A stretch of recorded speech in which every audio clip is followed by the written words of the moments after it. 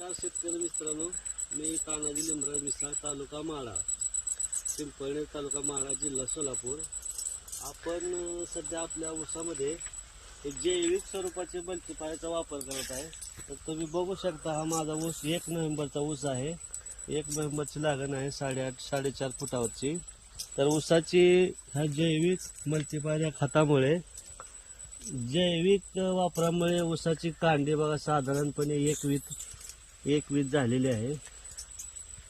आणि याचा इतका फायदा आहे की माती भुसभुशीत करते हे जैविक. आणि सध्या माझं सोडण्याचं काम चालू आहे. बघा तुम्ही काळं पाणी बघू शकता. सध्या माझं हे खत मल्टीप्लायर हे सोडायचं चालूच आहे. मी तुम्हाला ही एकच ऊस दाखवत नाही, तुम्ही अनेक ठिकाणी बघा, गड्ड्यामध्ये कमीत कमी साधारण 10 ते 15 ऊस आहेत. इकडे बघू शकता तुम्ही, इकडे बी गड्ड्यामध्ये 10 ते 15 ऊस आहेत. तर याचा इतका फायदा आहे.